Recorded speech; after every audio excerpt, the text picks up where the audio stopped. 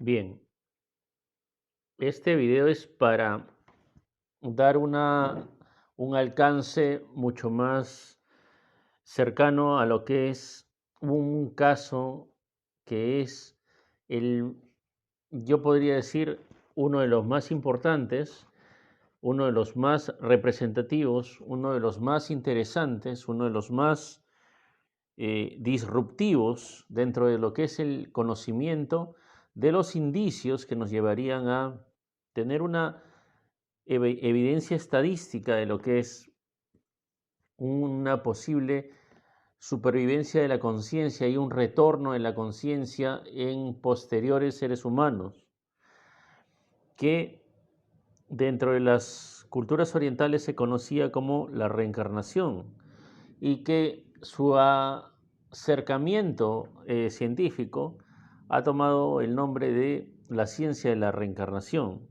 tomando esa palabra de origen místico-religiosa para relacionarlo con algunos hallazgos en los cuales el representante más notorio es el doctor Ian Stevenson, que fue director de la Unidad de Estudios Perceptuales de la Facultad de Medicina de la Universidad de Virginia y cuyo sucesor ahora es el doctor Jim Tucker. Vamos a enfocarnos en un caso de su libro, que es Reincarnation and Biology, Reincarnation and Biology, que está aquí en inglés. Lo tengo en archive.org. En realidad no sé si estará en español. Me parece haberlo visto traducido al español. Es un libro antiguo. Es un libro que te, te quiebra ciertos paradigmas o te hace dudar de la misma realidad del libro, ¿no? Porque lo que dice aquí el doctor Ian Stevenson es completamente disruptivo. Es que la conciencia o el alma, como lo llama la parte espiritual, eh, influye sobre los aspectos biológicos de nuestro sistema orgánico humano. Y para que la conciencia o el alma influya de esa manera, para provocar marcas de nacimiento y para provocar defectos de nacimiento, eso es tan disruptivo que rompe toda la realidad en la que vivimos. Y tampoco hay que considerar que la biología es tan sofisticada, porque el universo es tan sofisticado que la biología puede ser un componente más. La biología solo puede ser tal vez una extensión, no es el origen de todo. Entonces, eh, como dice el doctor Jim Tucker, que se trata de una realidad más grande de la que nosotros vivimos. Hay algo más grande. Eh, Mis años de escéptico, largos años de escéptico, me enseñaron a ser muy detallista, como un detective. Y, estos artículos y estos libros que tienen que ver con el alma, la conciencia y la biología, yo que soy médico y que conozco de anatomía y de fisiología, pues me hace romper todos mis paradigmas. Hace 5 o 6 años no lo creería, pero me ayudó mucho las lecturas de Tomás de Aquino. Tomás de Aquino en sus 5 caminos, ¿no?, de la divinidad. Él lo explica muy bien. Él lo explica para que lo entiendas. Hay que tener mucha paciencia para que entiendas que en realidad hay cosas que no tendríamos por qué explicar con nuestra tecnología y ciencia humana. Entonces vamos a empezar con el caso de la reencarnación de Yuba Gyar. Yuba Gyar nació en 1916 y murió en 1956. Yuba Gyar era de una isla una villa en una isla que se llama Dayai. En esa isla que toma el nombre de Balu Yimun. Ubayyar eh, se convirtió en un dueño de tierras, se convirtió en un hombre que tenía cierta riqueza en esa isla, donde habitan los Mons, él era parte de los Mons, y era un hombre honesto y recto, como se le conocía, y se convirtió en el jefe, en la cabeza de esa villa. Ubakyar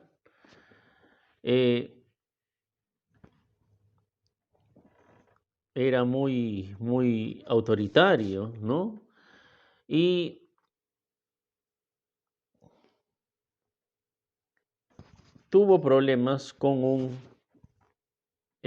una persona de nombre Yupoti o Yupotai. Yupotai andaba en sendas malas, andaba al parecer en actos deshonestos y públicamente fue advertido por Yubagyar de que eh, tenía que enderezarse, tenía que salir de sus actividades ilícitas o deshonestas. Yupotai huyó de la villa y se unió a un grupo independentista, comunista, que llevaba la guerra, esta guerra subversiva, ¿no? Comunista de esos años, para separatista, de los Mons, que los Mons eran los que hablaban ese lenguaje y vivían en esa isla, y se unió a esa actividad comunista de guerra, y todos estos partidarios, todos estos insurgentes, una noche ingresaron en la villa de que Ubagyar era el jefe de la isla, de la villa, y secuestraron a entre 20 y 30 personas, con con la posible, con el posible objetivo de pedir rescate. Pidieron rescate, pero liberaron casi todos los rehenes, pero ejecutaron a 3 personas. Y entre estas personas ejecutaban a Yubakyar.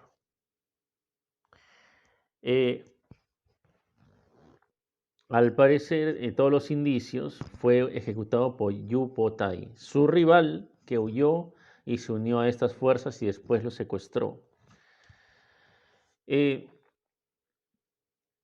Las fuentes dicen que fue ejecutado con una espada. Luego de su muerte, Yubagyar tenía unos amigos que vivían en Dayai, y estos amigos fueron visitados a través de los sueños, lo que se conoce como sueños de anunciación. La madre, Dao Hi-on, fue visitada en sueños por Yubakyar y le dijo: me gusta tu familia y yo quiero renacer en tu familia. Para esto voy a agregar, que no lo he relatado, es que todo esto sucede en Burma, ¿no? Que es el país de Myanmar, un país con muchos problemas actualmente políticos, porque Dayai está en Burma, cuya capital es Rangún. Y seguimos con Yubakyar. Se presenta en sueños a sus amigos de la misma villa, que no son tan acaudalados como él, y se presenta a la madre y le pide permiso para renacer con ellos, Y la madre le dice, nosotros somos pobres, nosotros no somos acaudalados como tú, y no es posible, ¿no? Renacer. La madre de nombre Dao Jin-on. Pero también se presenta con el padre, que era su amigo, y el padre sí accede a que Yubakyar renazca en su familia. Y cuando se encuentra con su esposa, y él dice, yo he tenido un sueño, yo también he tenido un sueño en el que se presentaba Yubakyar y me pedía permiso para renacer en mi familia. Un sueño de anunciación que en este caso es con el padre y con la madre. Algo notable dentro de estas investigaciones. Casi 2 años después, nace de esta madre un niño de nombre Mao Oun Tan. Este niño nace con severos defectos de nacimiento. Le faltaban los dedos de las 2 manos y le faltaban la mayoría de los dedos del pie izquierdo. Tenía defectos en la lengua, entre otras marcas de nacimiento, que hacían recordar a las lesiones de muerte que había tenido Yubakyar, que había sido, vamos a recordar, asesinado por el insurgente Yupotai, que había huido de la villa y se había convertido en insurgente comunista y lo había secuestrado después. Entonces, Mao Aung nace y cuando empieza a hablar de su vida pasada como Yubakyar, reconoce a su familia, a sus hijas, reconoce su casa, reconoce muchas cosas de la vida de Yubakyar. Y es ahí cuando llama la atención de los investigadores relacionados al doctor Ian Stevenson de la Universidad de Virginia, los cuales empiezan una investigación al respecto con Mao Tan como la posible reencarnación de Yubakyar.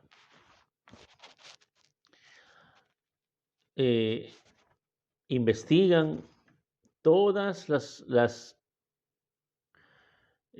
marcas de nacimiento y los defectos de nacimiento que traía Mao Tan y todos los relatos que definía de la vida pasada como Yubakyar. Y lo característico de Mao Tan es que se acordaba perfectamente cómo había sido la muerte de Yubakyar, que había sido empujado a un río, antes de esto había sido atacado con una espada, le habían amputado las manos y le habían amputado el pie en el momento que se enredaba para caer en el río. Algo trágico, ¿no? Algo muy severo, muy cruel. Pero Mao Tan se acordaba de todos los detalles y se acordaba que Yu Potai era el asesino. Conforme avanzaban las investigaciones del doctor Ian Stevenson, la familia, los padres de Mao Tan, que tenían 4 hijas, más aparte de Mao Tan, se mudaron de su villa, en una isla, a la capital, Rangún. Y desde Rangún, en una oportunidad, vino la madre de Mao Tan en tren y llegó a la estación en tren, llegó con Mao Tan. Y cuando se encontró la madre de Mao Tan, que en este relato es la reencarnación de Yubakyar, bajó del tren y en la estación del tren se encontró con Yu Potai, el asesino de Yubakyar. Entonces, Mao Tan, que es el niño, empezó a gritar que este hombre era su asesino, que lo había asesinado y que llame a la policía porque este hombre lo había asesinado en su vida anterior. E incluso el relato describe que Mao Tan quiso tomar unas piedras para atacar a Yu Potai.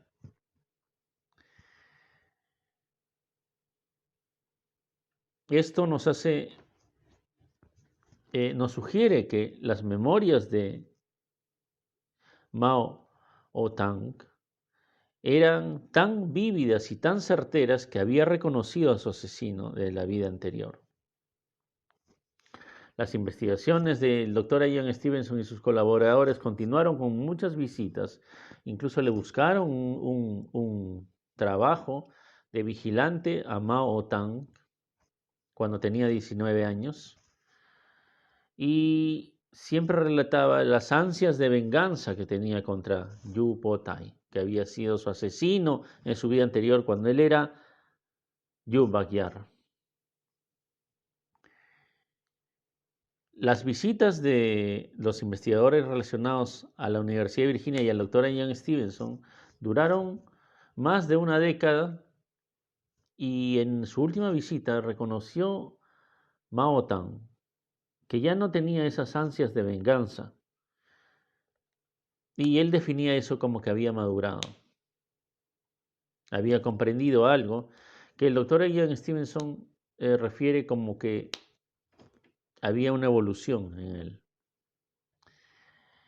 El caso de la reencarnación de Yu Bakyar es uno de los mejores casos que están descritos en el libro Reencarnación y Biología de el doctor Ian Stevenson. Tiene todo, tiene recuerdos de vida pasada, tiene marcas de nacimiento, tiene defectos de nacimiento, tiene sueños de enunciación, tiene recuerdos vívidos traídos desde una supuesta vida anterior. Es un caso fantástico, tan fantástico, muy parecido al de Shanti Devi, y tan fantástico como otros casos modernos, como por ejemplo Jenny Cockell, James Lanier y otros. Este caso de Yu Bakyar, de la reencarnación de Yu Bakyar, no lo he encontrado muy difundido en inglés, excepto que Jeffrey Mishlow en su ensayo Bigelow lo refiere, pero no lo he encontrado en español. No es conocido en español. Y mi intención es hacerlo conocido, todo lo que se pueda, colaborar con su conocimiento, porque el conocimiento te hace libre. El conocimiento le va a dar ciertas, porque estos son indicios, estos no son evidencias. Se está tratando de consolidar una cantidad de evidencia estadística, pero estos son indicios, pero estos indicios son de primera calidad. Y esto va a transformar tu día hasta el último de tus días. Los siguientes casos que vas a ver en los videos que voy a hacer van a transformar tu forma de pensar, a menos que no quieras transformar tus criterios. Entonces, nos vemos en el siguiente video. Disfruta si lees el libro y estamos para mirarnos, como dice Jeffrey Mishlow, ¿no? Un gigantesco océano y nosotros somos como barcos y nos miramos una sola vez en nuestro viaje y no sabe dónde vamos en ese viaje, no se sabe ni dónde.